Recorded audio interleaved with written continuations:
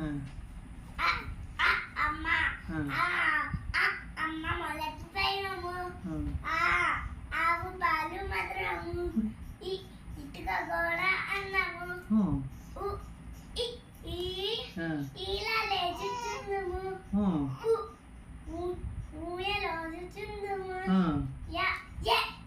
ఎలుక తోక నల్లన